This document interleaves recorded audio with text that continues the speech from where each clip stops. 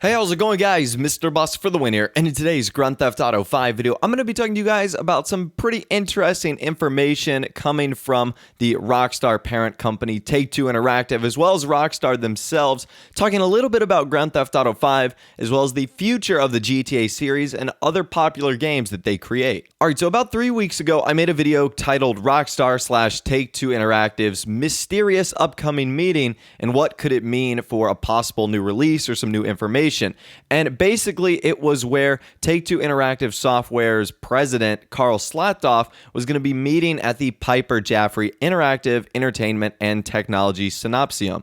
So I told you guys about that. I had no clue what that was going to be, and it actually happened yesterday, which was Tuesday, March 8th, and there was a bit of information that came out from that conference. Now, they didn't announce something huge like a new game, but they did give us some information that can give us a little bit more detail on maybe the timeline of what Rockstar and Take-Two have planned next, which is super cool. So essentially, the publisher, which again is Take-Two Interactive, the parent company of Rockstar Games, discussed why it doesn't release its non-sports titles annually, saying it is weary of product fatigue that can result of milking a property. So when they're talking about their non-sports titles, they're obviously talking about Grand Theft Auto, Red Dead Redemption, Max Payne, you've got BioShock, Borderlands, so titles like that. So if this wasn't obvious enough, basically Rockstar and Take-Two have no intentions of annualizing its titles like Grand Theft Auto and Red Dead Redemption. He stated, yes, it's a challenge, but we have no intention of annualizing our franchise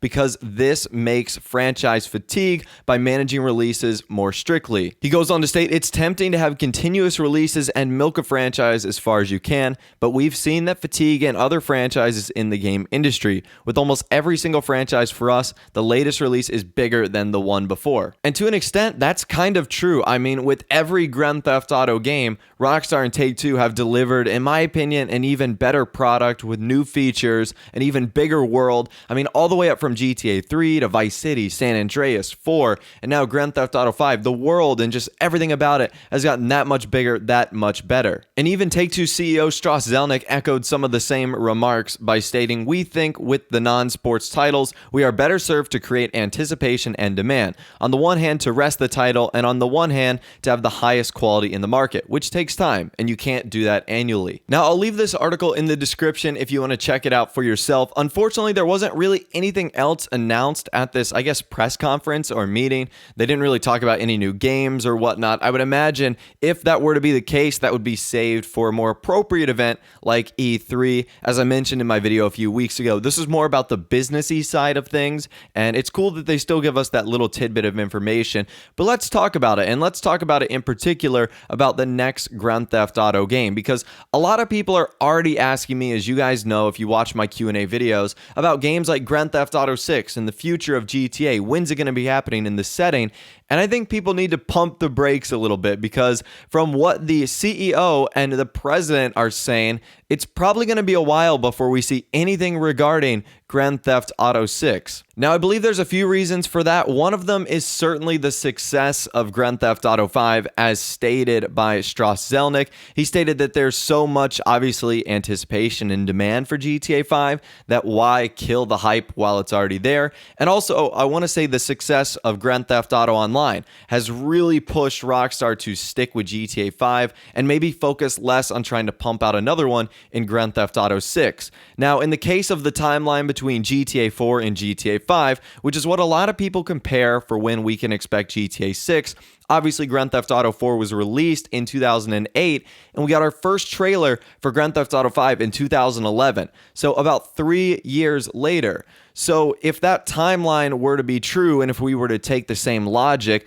that would mean that we would see a trailer for GTA 6 this year.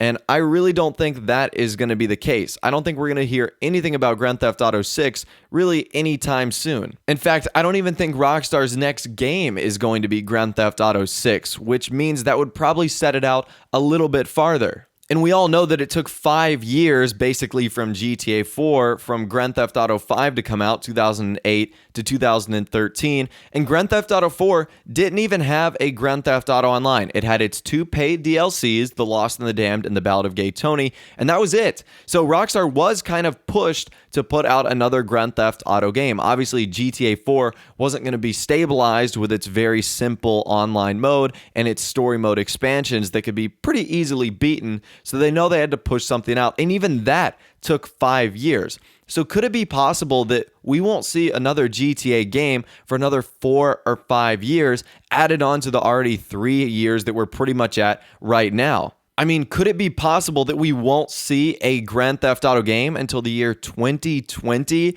I mean, that seems crazy to think about that we're in the year 2016 right now.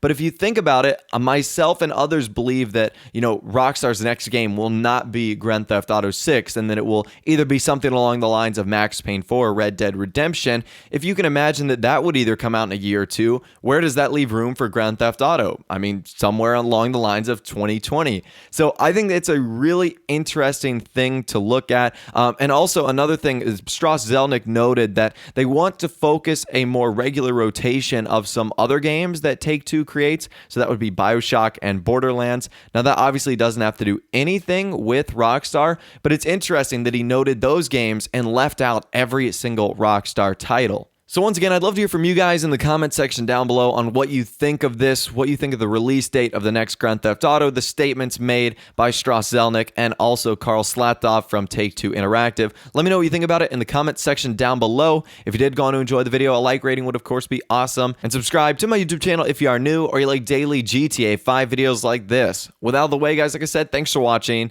take care, and I'll see you guys in the next video.